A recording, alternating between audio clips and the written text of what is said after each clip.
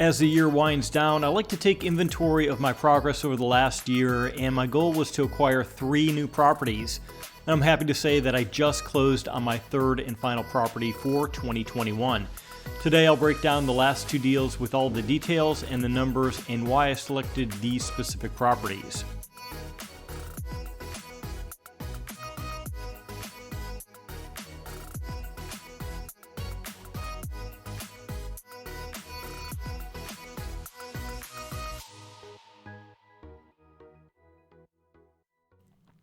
Hey, House Stackers, welcome to episode 32 of the Stacking Houses podcast, where we're helping working professionals create a solid plan B, a side hustle of passive streams of income through real estate investing. I'm your host, Damon Santa Maria, and my goal for each show is to provide you with some practical and inspiring information so that you can create a solid financial plan for yourself. So to help you on your journey, I want to give you a free copy of my book entitled How to Acquire Your First 10 Investment Properties. And this book is a personal journey from literally me being broke to creating a multi-million-dollar business. And to pick up the book, all you have to do is go to stackinghouses.com/book. And while you're there, you can check out our blog as well as a great training webinar on where I outline the step-by-step process that I took in order to get started in real estate. So as I mentioned in the intro, my goal was to acquire 3 new deals this year, and I'm thankful that I was able to do this. So I'll give you some background.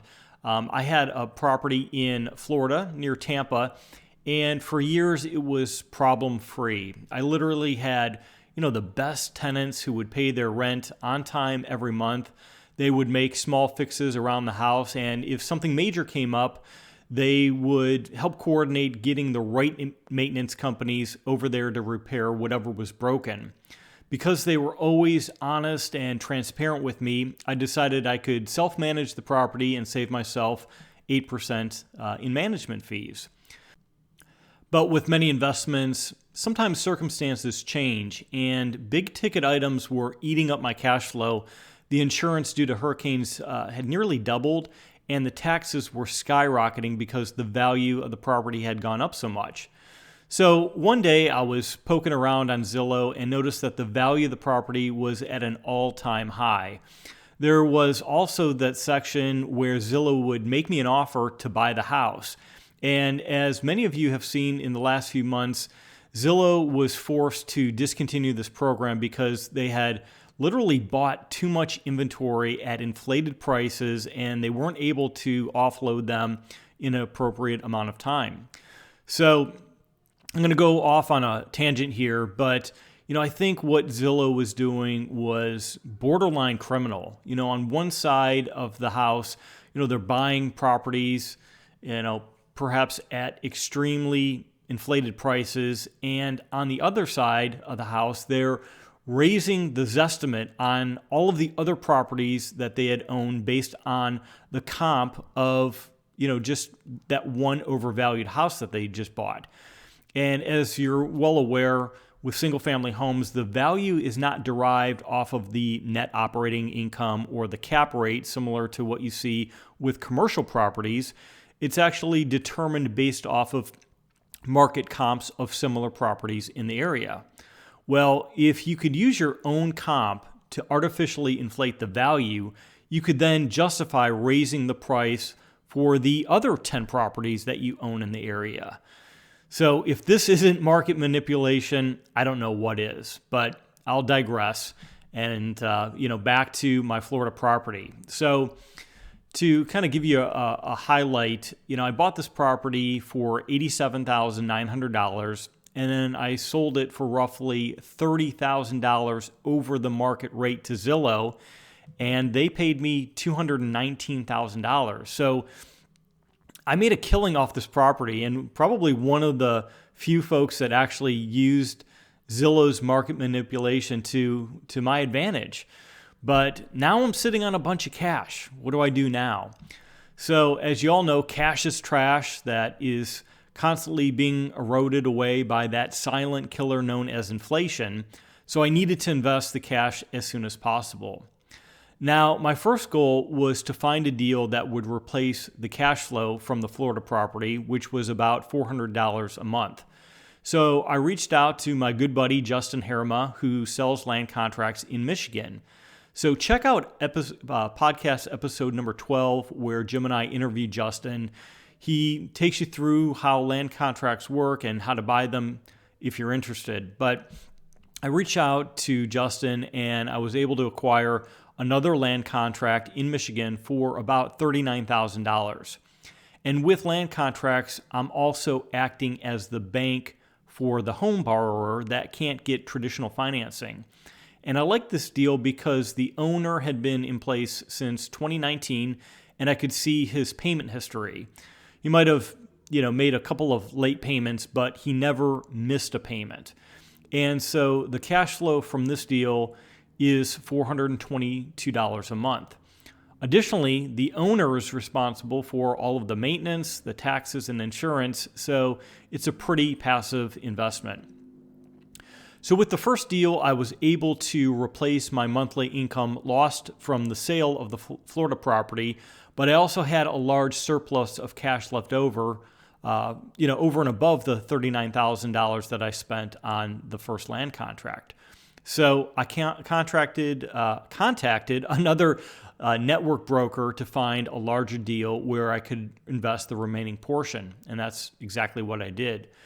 So this next deal, I actually partnered with the network broker where I bought an 83% stake in a note here in Texas, and he was able to keep the remaining 17% for himself. So the note price for me was $113,000, and I get a 9.5% cash on cash return. So this equates to about $950 a month in cash flow without all the headaches of being a landlord. So again, no maintenance, no taxes, no insurance. I basically sit back and collect that $950 a month. And so for investors looking for the most passive real estate deals, it's really hard to beat a land contract or a note. So to recap, I went down $400 a month from the cash flow on the sale of the Florida property, but I went up almost $1,400 a month on the two notes. So this is an example of repositioning your assets to grow your business. Now, there are a few disclaimers that I want you to be aware of. Number one, I did not do a 1031 exchange here, mainly because I was not getting loans on the two notes. I bought them outright with no debt, and as a result, I have a tax obligation from the gain on the sale of the Florida property. And I'm absolutely good with this. And just so you're aware, 1031 exchanges don't eliminate your taxes. They simply defer them until a later point in time when you ultimately then sell the larger properties, and then you'll have a much larger tax obligation at that point. But, from a liability standpoint, you need to absolutely account for this on your financial statements. The second disclaimer is that I went from a tax situation where I was being taxed as a passive investor from a rental property to an earned income perspective on the notes. So I'll be taxed at a higher percentage. Additionally, because this is a note, I cannot write off the depreciation like I would normally be able to do on a rental property. So this is not as tax favored. The third disclaimer is that I moved from a borrower having a loan on the Florida property to being a lender. And so why does this matter? Well, it has to do with inflation. And this is what we're hearing in the news today. It's a big topic. It's why the cost of goods and services are going up almost at an exponential rate, and probably will be for the next several years. But in an inflationary environment like what we're seeing now, the borrowers who lock in at a fixed rate debt for, let's say, 30 years, the nominal monthly payment stays the same for those 30 years, but the value of the dollar loses over time due to inflation every year. So in the case of the notes, I'm going to be repaid with less buying power every year. And this is a very important economic concept that is overlooked by many novice investors. So now you're asking yourself, if I wasn't able to do a 1031 exchange, if I don't get the tax benefits, and if I'm losing due to inflation, why would I do the deal, right?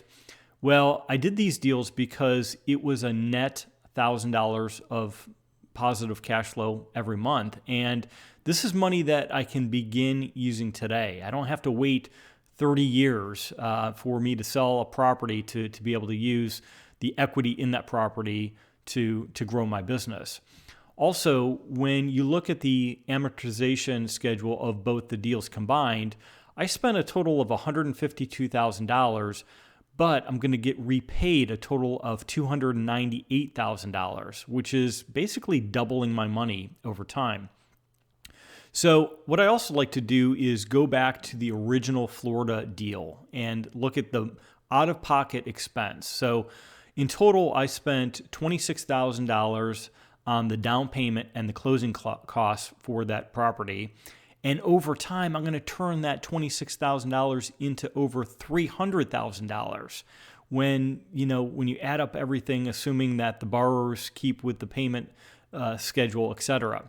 So this is how real estate investors make money. It's by repositioning and reinvesting in your business and with your assets. So I hope this has been helpful. I also would be happy to answer any questions that you may have regarding these deals. So I'd also like to know, what are your 2022 goals? And as you can see here, it doesn't take that many transactions to have a major impact on your monthly cash flow. So I'd love to help you accomplish your personal goals. I'd love for you to hit me up at damon@stackinghouses.com and tell me everything that you're working on.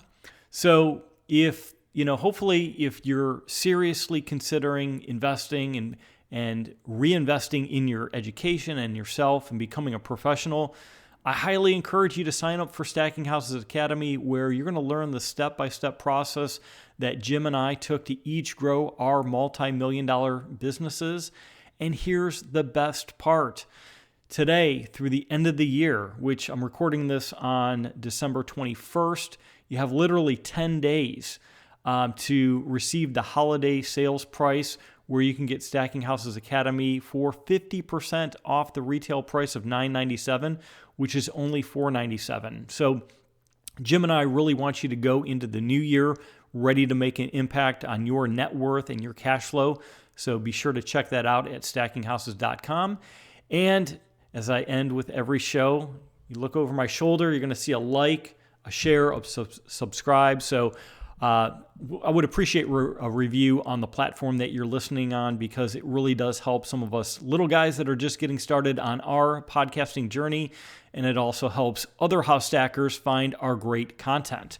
And finally, as I mentioned at the beginning of the show, I want to give you a free copy of my book entitled How to Acquire Your First 10 Investment Properties. All you have to do is go to stackinghouses.com/book, and you can download it for free, because this book is a personal journey of me literally being broke, scraping by, living paycheck to paycheck to creating my multi-million-dollar business. So check that out. And until next time, this is Damon with stackinghouses.com. Happy investing, my friends.